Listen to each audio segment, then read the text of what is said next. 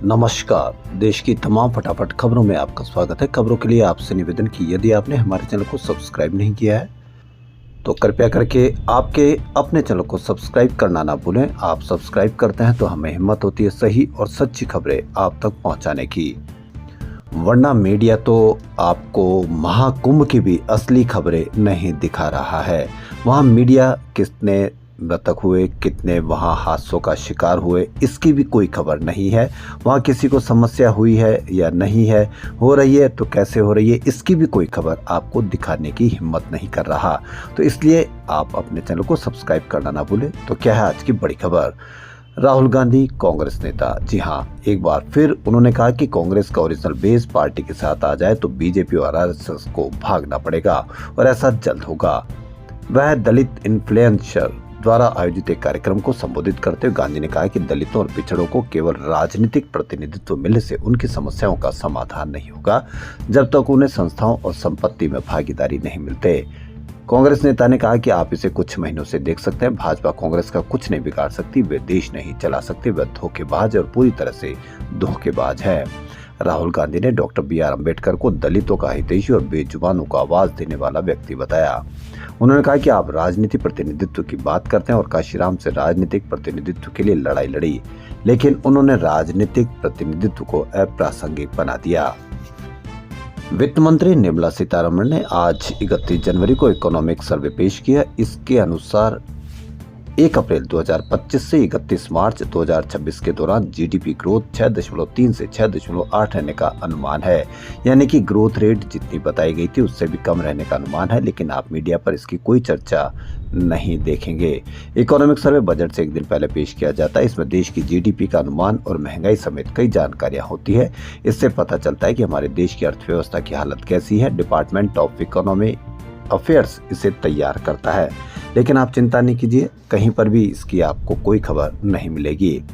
खुद को किन्नर अखाड़े के संस्थापक बताने वाले ऋषि अजय दास ने बड़ा दावा किया। उन्होंने कहा कि मैंने लक्ष्मी नारायण त्रिपाठी और अभिनेत्री ममता कुलकर्णी को महामंडलेश्वर पद से हटा दिया। ममता को महामंडलेश्वर बनाने में प्रक्रिया का पालन नहीं किया गया। जिस पर देशद्रोह का आरोप हो उसे महामंडलेश्वर कैसे बनाया जा सकता है।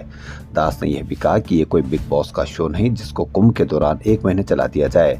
लक्ष्मी नारायण त्रिपाठी को मैंने किन्नर समाज के उत्थान और धर्म के प्रचार प्रसार के लिए आचार्य महामंडलेश्वर बनाया था, लेकिन वह भटक गई। ऐसे में मुझे एक्शन लेना पड़ा। महामंडलेश्वर लक्ष्मी नारायण त्रिपाठी ने अजय दास के दावे को खारिज किया। उन्होंने कहा कि वह कौन होते हैं मुझे अखाड़े से निकालने वाले।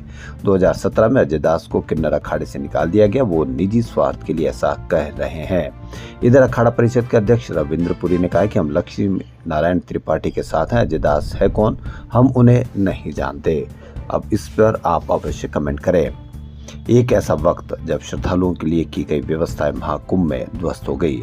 श्रद्धालुओं की एंट्री रोक दी गई, जहां पहुंचा था उसे वहीं रोक दिया गया। ऐसे में 29 जनवरी को जनसैनगंज रोड समेत 10 से ज्यादा इलाकों के मुस्लिमों ने बड़ा दिल दिखाया। 25 से 26 हजार श्रद्धालुओं के लिए उन्होंने मस्जिद, मजार, दरगाह, इमामबाड़े और अपने घरों के लिए दरवाजे खोल दिए। लोगों के रुकने की व्यवस्था की गई, उन तक भोजन और चाय पानी पहुंचाया गया। जिन्हें दवा की जरूरत थी उनकी तीमारदारी की गई। 28 जनवरी की रात महाकुंभ क्षेत्र के 10 किलोमीटर एरिया में 8 करोड़ लोग थे। हादसे के बाद हाईवे जाम हो गए, बसों की रफ्तार थम गई। बड़ी संख्या में लोगों को सड़कों पर ही रात गुजारनी पड़ी। श्रद्धालुओं को 29 जनवरी की रात भी सड़क पर ही काटनी थी। ऐसे में प्रयागराज के मुस्लिमों ने गंगा जमुनी तहजीब की मिसाल दी। मेला क्षेत्र से 10 किलोमीटर दूर खुलदाबाद सब्जी मंडी, मस्जिद, बड़ा ताजियत, इमामबाड़ा, हिम्मतगंज दरगाह और चौक मस्जिद में लोगों को ठहराया गया। इसकी कुछ तस्वीरें और वीडियो भी सोशल मीडिया पर वायरल हुई तो सब ने देखा कि वास्तव में गंगा जमुना तहजीब भारत में है। मुस्लिम समुदाय के मोहल्ले नखास, कोहना, रोशनबाग, हिम्मतगंज, खुलदाबाद, रानी मंडी, शाहगंज के लोगों ने अपने घरों में श्रद्धालुओं को ठहराया, उन्हें चाय नाश्ता कराया, खाना खिलाए। इन मोहल्ले में रात में भंडारा चलाया गया। श्रद्धालुओं को हलवा पूड़ी और खाने के सामान बांटे गए। दिल्ली विधानसभा चुनाव के 5 दिन पहले आम आदमी पार्टी के 7 मौजूदा विधायकों ने पार्टी से इस्तीफा दे दिया। इन सभी ने विधानसभा चुनाव में टिकट न मिलने और आप में भ्रष्टाचार को इस्तीफे की वजह बताई। महरौली से 2 बार के पार्टी विधायक नरेश यादव ने कहा कि आपका उदय भ्रष्टाचार के खिलाफ हुए अन्ना आंदोलन से भारतीय राजनीति से भ्रष्टाचार को मुक्त करने के लिए हुआ था। अगर इनको लगता है कि ऐसे भ्रष्टाचार को मुक्त करने के लिए हुआ था तो नरेश यादव को टिकट न मिलने की वजह से इस्तीफा नहीं देना चाहिए था और इस विधायक रहते हुए आप पार्टी के लिए पूरा पोल खोलते या पूरी उनकी हकीकत बताते, तब लगता है कि हाँ, वह वास्तव में भ्रष्टाचार के खिलाफ है। आम बजट पेश होने से एक दिन पहले यानी आज सोना अपने ऑल टाइम हाई पर पहुंच गया। Indian Boolean and jewellers association के अनुसार 10 ग्राम 24 कैरेट सोने का भाव 862 रुपये बढ़कर आज 82,165 रुपये हो गया। गुरुवार को 10 ग्राम सोने का दाम 81,303 रुपये था। वहीं चांदी की कीमत में भी आज बढ़त रही, यानी सोने का भाव अब इतना हो गया कि न तो आप मंगलसूत्र बनवा सकते हैं, नहीं कोई अब उसको चुरा सकता है। यानी चुनाव में हो सकता है कि इस मंगलसूत्र और चुराने की बात अब आपको सुनने को नहीं मिले, क्योंकि जब आप मंगलसूत्र बनवा ही नहीं सकते तो कोई कैसे इसको चुराएगा। पंजाब और हरियाणा के शंभू बॉर्डर पर चल रहे किसान आंदोलन के बीच एक और किसान की मौत हो गई। किसान की जान हार्ट अटैक आने से हुई है। किसान का नाम प्रगट सिंह है, जो अमृतसर के गांव कक्कड़ तहसील लोपोके का रहने वाला था। किसान 2 एकड़ जमीन का मालिक था, वह 2 बच्चों का पिता था। पंजाब और हरियाणा के शंभू और खनौरी बॉर्डर पर चल रहे किसान आंदोलन 2 को 13 फरवरी को 1 साल पूरा होने जा रहा है। ऐसे में दोनों मोर्चों पर किसानों की संख्या बढ़ाई जा रही है। साथ ही 11 फरवरी से 13 फरवरी तक होने वाली 3 किसान महापंचायतों को सफल बनाने के लिए किसान नेता पूरी रणनीति में जुटे हुए हैं। किसान नेता जगजीत सिंह ने डल्लेवाल का अनशन आज 66वें दिन में प्रवेश कर गया है। हालांकि भूख हड़ताल के कारण डल्लेवाल का शरीर कमजोर हो गया, इसके कारण उन्हें बुखार आ गया, वह जरा सी भी हरकत बर्दाश्त नहीं कर पा रहे हैं। एक ऐसी खबर जो आपको किसी भी मीडिया पर दिखाई नहीं जाएगी। गुजरात में दाहोद जिले के गांव में 35 वर्षीय विवाहिता महिला को गांव के ही 15 लोगों ने अमानवीय यातनाएं दी।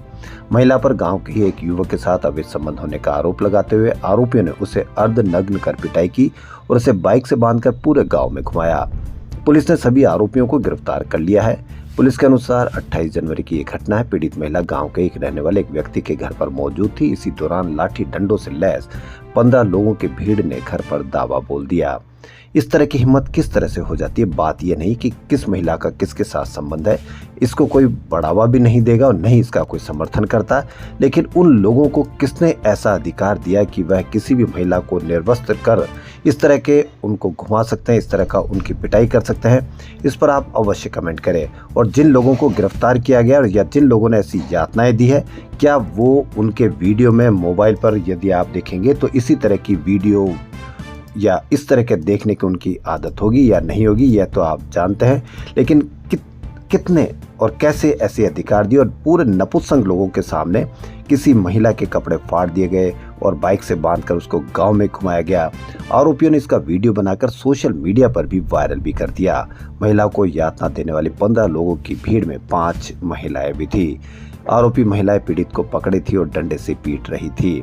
पीड़ित महिला उनसे गुहार लगाती रही, लेकिन आरोपी महिलाएं उसे गालियां देते हुए पीटती रही। भीड़ महिला को अर्धनग्न कर पूरे गांव में घुमाती रही। कुछ लोग उसका वीडियो बनाते रहे। शर्म, बेशर्म और इतनी बेशर्म और इस तरह का ये काम, आप इसको अवश्य कमेंट करें और उनको कितनी बड़ी सजा दी जानी चाहिए, इस पर भी आप अवश्य कमेंट करें।